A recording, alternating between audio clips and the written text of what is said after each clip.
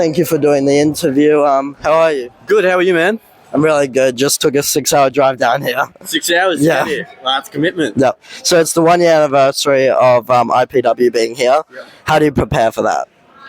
Oh, the past 6 weeks I've prepared like I'm fighting for a title, especially for IPW. This is my home promotion, so I want to show it the respect it deserves. So yeah, just same old. It's the preparation in the gym, it's the dieting, it's showing up to wrestling training, and just being focused. Studying tonight, I face Kyle Parker, who's a phenomenal wrestler. So it's just studying, watching match footage, and seeing how I can come out on top. Yeah.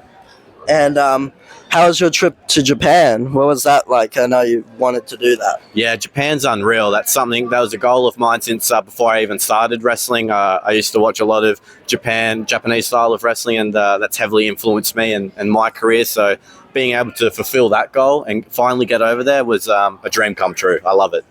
What's the differences between an Australian crowd to a Japanese crowd? So for Aussie crowds, much like probably American crowds and European and all that, the UK, they love to get rowdy. They love to get drinks and really get into the show. They stand up, they yell. If they don't like you, they'll let you know. If they do like you, they'll let you know. In Japan, it's more. It's not. These guys, they respect Aussies. They respect us in a different way. In Japan, they stay seated. They applaud everything, and they view wrestling differently. So there's no right or wrong. They just like to sit. They applaud. They cheer a bit, but they're not yelling at the wrestlers whether they like or not. They might boo a little bit, but Aussies, if they don't like you, they'll let you know. And there's nothing wrong with that either. Definitely. Yeah, I remember always yelling Aussie, Aussie when the un-Australians were visiting. That's right, yeah, the un-Australians. Yeah, and how do you prepare for this kind of show? Just this show in general? Any show. Any show? Like, do you have any rituals? Or? Yeah, so training is always a consistent, so I'm always training. But for a show day, the night prior, I like to carb up, have a lot of carbs, obviously stay hydrated and get the fluids into me.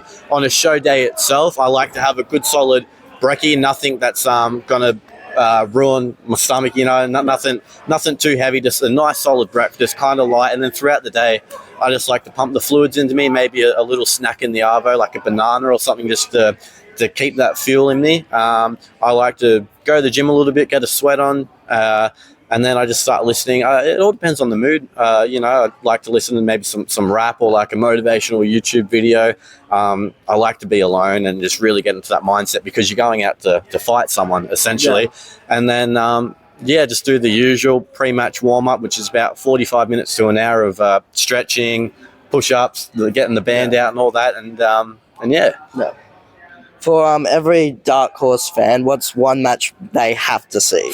Oh, one match. I mean, something that kind of elevated my career is probably my ladder match with Jesse Love back in 2019, I believe that was. We had a ladder match for the IPW Heavyweight Championship and the IPW Unified Championship.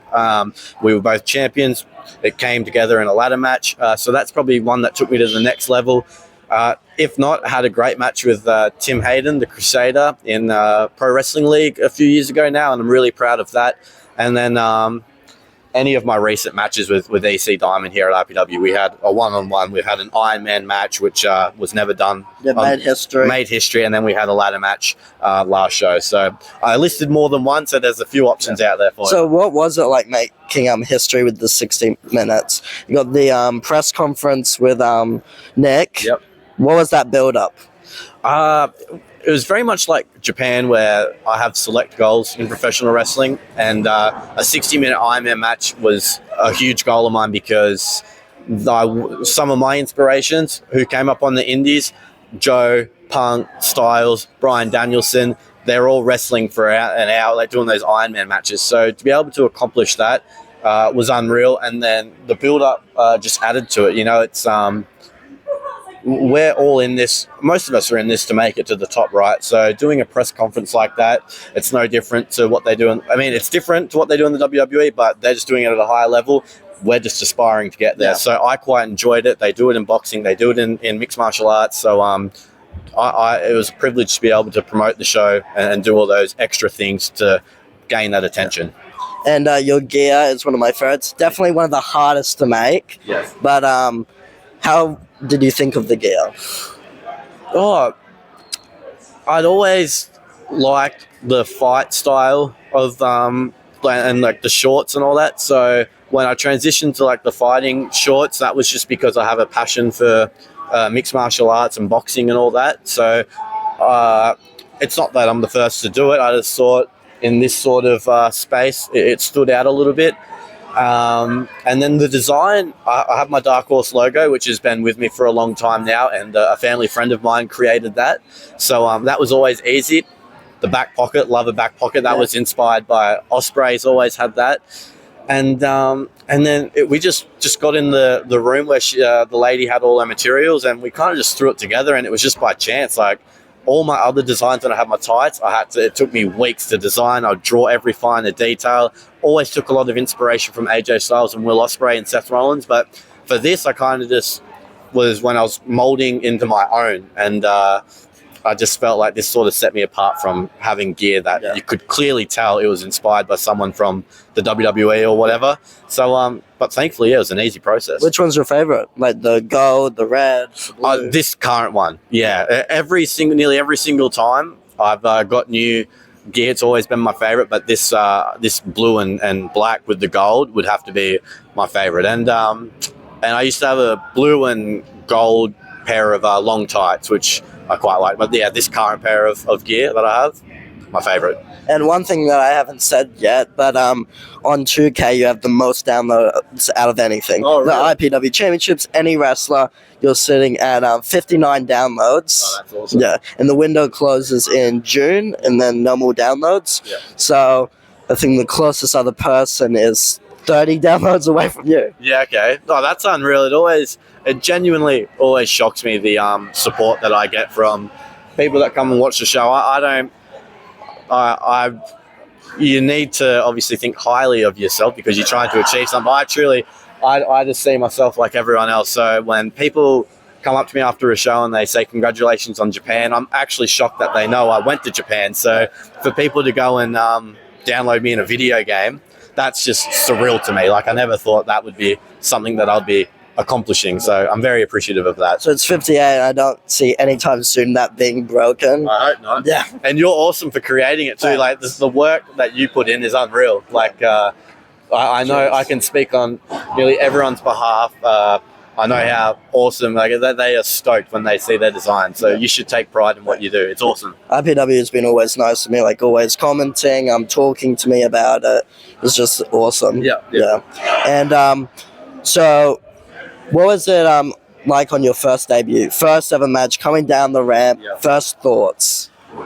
Oh, absolutely so scared, so nervous. I had friends and family there. I had no idea until I did get given a time frame, but what happened was, the short story was, the month before I got asked to, I was a rookie, I was training, I got asked to film the show, go to training the following Wednesday, and the owner said, hey, you're free for our next show in 3.5 weeks. I said, yeah, sure, like I'll film again. He goes, oh no, like I want you to debut. I've gone, oh my God. So the nerves kicked in.